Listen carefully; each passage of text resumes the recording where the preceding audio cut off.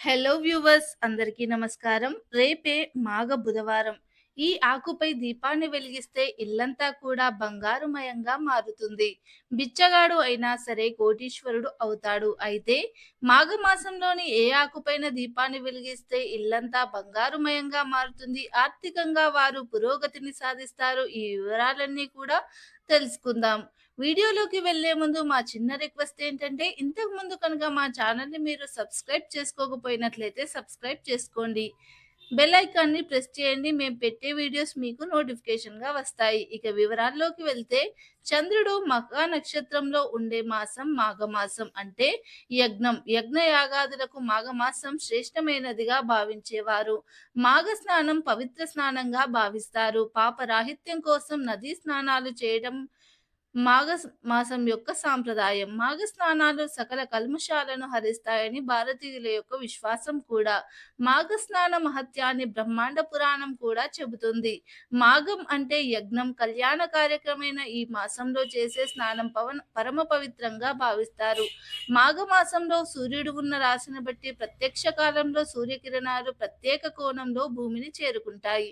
ఆ సమయంలో సూర్యకిరణాల్లో ఉండే అతినీలలోహిత కిరణాలు పరారుణ కిరణాల సాంద్రతలో మార్పులు వస్తాయి. ఆధునిక శాస్త్రవేత్తలు సైతం జనవరి 20 నుంచి మార్చి 30 వరకు సూర్యోదయానికి ముందు చేసే స్నానాలు చాలా ఆరోగ్యవంతమైనవని, వేగంగా ప్రవహించే నీళ్లలో చేసే స్నానాలు శ్రేష్టమైనవని చెప్తారు.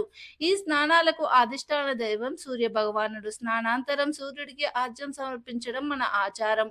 మాఘమాసంలో సూర్యోదయానికి పూర్వం గృహ స్నానంతో అయినా సరే 6 సంవత్సరాల పుణ్యం లభిస్తుంది. బావి నీటి స్నానం 12 ఏళ్ల పుణ్య ఫలాన్ని, తాటాకు స్నానం మిగుణం, నదీ స్నానం చాత్రగుణం, మహానది స్నానం శతగుణం, గంగా స్నానం సహస్రగుణం, త్రివేణి సంగమ స్నానం శతగుణ ఫలాన్ని ఇస్తాయని పురాణ వచనం. స్నానంలో దివ్య తీర్థాలను స్మరించి పాప వినాశనం కోరుతూ స్నానం చేయడం సాంప్రదాయం. స్నాన సమయంలో ప్రయాగాన్ని సంభరిస్తే ఉత్తమ ఫలితాలు లభిస్తాయని విశ్వాసం. అగము అనే పదానికి సంస్కృతంలో పాపము అని అర్థం. మాఘము అంటే పాపాలను నశింపచేసేది అని అర్థం. మాఘ బుధవారం కనుక ఈ ఆకుపై మీరు దీపాన్ని వెలిగించారంటే ఇల్లంతా కూడా బంగారుమయంగా మారుతుంది. బిచ్చగాడైనా సరే కోటీశ్వరుడు అయ్యే స్థాయిలోకి వెళ్తాడు అని చెప్పడంలో ఆశ్చర్యం లేదు. బుధవారం గణేశుణ్ణి పూజించడానికి అంకితం చేయబడింది. ఈ రోజు ఉపవాసం పూజలు చేయడం ద్వారా గణేశుని విశేష లభిస్తుంది. గణేశుడు దుఃఖాలను తొలగిస్తాడు. మీ యొక్క కష్టాలను కూడా తొలగిస్తాడు. హిందూ మతంలో ఏదైనా శుభకార్యాన్ని ప్రారంభించే ముందు గణేశుని ఆరాధిస్తూ ఉంటారు.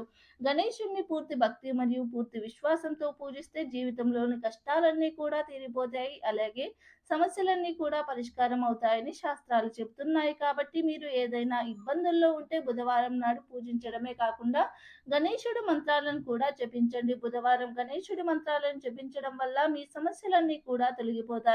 ఓం గం గణపతయే నమః అనే మంత్రాన్ని ప్రతి బుధవారం 11 సార్లు చదవడం వల్ల మీ జాతకంలోని సమస్యలు అన్నీ కూడా తొలగిపోతాయి. ముఖ్యంగా రేపు మాఘ బుధవారం రోజు మీరు చేయవలసింది ఏమిటి అంటే, ఒక తమలపాకుని తీసుకోండి. తమలపాకు అనేది ఎంత ప్రాధాన్యం కలిగి ఉంటుందో మన అందరికీ తెలుసు. ఎన్నో రకాల ఔషధ గుణాలు ఉండటంతో పాటు ఆధ్యాత్మిక పరంగా కూడా తమలపాకు అనేది చాలా శ్రేయస్కరమైనది. ధనాకర్షణ శక్తిని కలిగి ఉంటుంది. అలాగే తమలపాకు అనేది గణేశునికి కూడా చాలా ప్రీతికరమైనది. భగవంతుడికి కూడా చాలా ప్రీతికరమైన ఆకు కాబట్టి ఒక తమలపాకుని తీసుకొని దాన్ని శుభ్రంగా కడిగి తుడిచిన తర్వాత మీరు దానిపైన కుంకుమతో, అంటే కొంచెం కుంకుమ తీసుకొని దాంట్లో కొన్ని 4-5 చుక్కల నీటిని కలిపి ఆ కుంకుమతో నీటితో మీరు స్వస్తిక్ సింబల్ వేసుకోండి. ఈ విధంగా వేసుకున్న తర్వాత పైన గంధంతో ఓం గుర్తును వేసుకోండి. రాసుకున్న తర్వాత మీరు మీ యొక్క ఇంట్లోని పూజా మందిరంలో, అంటే రేపు మాఘ బుధవారం రోజు ఇల్లంతా కూడా శుభ్రంగా తుడుచుకొని స్నానాది కార్యక్రమాలు ముగించుకున్న తర్వాత మీరు మీ యొక్క పూజా మందిరంలో దేవుడి పటాలు అన్నీ కూడా శుభ్రం చేసుకున్న తర్వాత గణేశుని ఫోటోను మధ్యలో పెట్టుకోండి. ఈ విధంగా పెట్టుకున్న తర్వాత మీరు ఒక తమలపాకు ఏ విధంగా గంధంతో కుంకుమతో రాసుకున్న తర్వాత ఆ తమలపాకుని పెట్టి నువ్వుల నూనె కానీ లేకపోతే నెయ్యి ఉంటే నెయ్యితో కానీ మామూలుగా పూజకు వినియోగించే నూనెతో కానీ దీపాన్ని వెలిగించండి. ఈ విధంగా కనుక ఈ ఒక్క ఆకుపై మీరు దీపాన్ని వెలిగించారంటే అష్టైశ్వర్యాలు మీకు కలుగుతాయి. ఆ గణేశుడి యొక్క అనుగ్రహం ఎల్లవేళలా కురుస్తుంది. పేదవారైనా సరే కోటీశ్వరుడు అయ్యేంతగా అభివృద్ధిని మీరు చూస్తారు.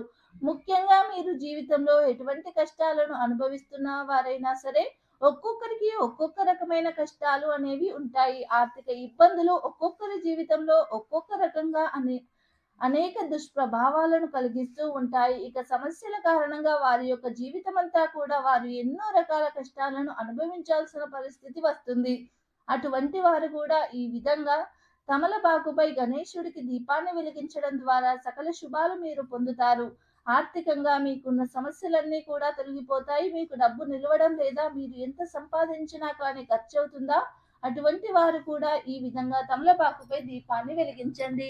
మీ జీవితంలో వచ్చే మార్పులు చూసి మీరు ఖచ్చితంగా ఆశ్చర్యపోతారు. సమస్యలతో బాధపడుతున్న వారైనా సరే, వ్యాపార జీవితంలో సమస్యలతో బాధపడుతున్న వారైనా సరే, విద్యలో రాణించడం లేదని బాధపడుతున్న వారైనా సరే, మంచి ఉద్యోగం దొరకాలని, అలాగే వారి యొక్క వ్యాపారం అభివృద్ధి కావాలని, ఉద్యోగంలో ప్రమోషన్స్ రావాలని, ఈ విధంగా ఎటువంటి కోరికలతో ఉన్నవారైనా సరే, ఈ విధంగా బుధవారం రోజు మాఘ బుధవారం అనేది చాలా ప్రత్యేకత కలిగింది. అందులోనూ బుధవారం గణేశుడికి అంకితం చేయబడిన రోజు కాబట్టి తమలపాకుపై గణేశుడికి నువ్వుల నూనెతో కానీ, నెయ్యితో కానీ దీపాన్ని వెలిగించినట్లయితే అనేక శుభాలు కలుగుతాయి. మీ జీవితంలో చక్కటి శ్రేయస్సును, అభివృద్ధిని మీరు చూస్తారు. మీ జీవితం మీరు ఊహించిన రీతిలో అంచెలంచెలుగా అభివృద్ధి బాటలో ముందుకు దూసుకొని వెళ్తుంది. చూశారు కదా, ఏ ఆకుపైన దీపాన్ని వెలిగించడం వలన మీకు శుభాలు కలుగుతాయి. ఆర్థికంగా గణనీయమైన మార్పులు సాధిస్తారు. బిచ్చగాడు అయినా సరే కోటీశ్వరుడు అయ్యే రీతిగా వారి జీవితం ఎటువంటి మలుపులు తిరుగుతుంది. వివరాలన్నీ కూడా తెలుసుకున్నారు కదా. వీడియో నచ్చితే లైక్ చేయండి, షేర్ చేయండి. అలాగే మరిన్ని మంచి వీడియోస్ కోసం ఇప్పుడే మా ఛానల్ని సబ్స్క్రైబ్ చేసుకొని గంట సింబల్ని యాక్టివేట్ చేసుకోండి. మేము పెట్టే వీడియోస్ మీకు నోటిఫికేషన్గా వస్తాయి. వీడియో నచ్చితే ఓం గం గణపతే నమః అని తప్పకుండా కామెంట్ చేయండి. Thanks for the watching.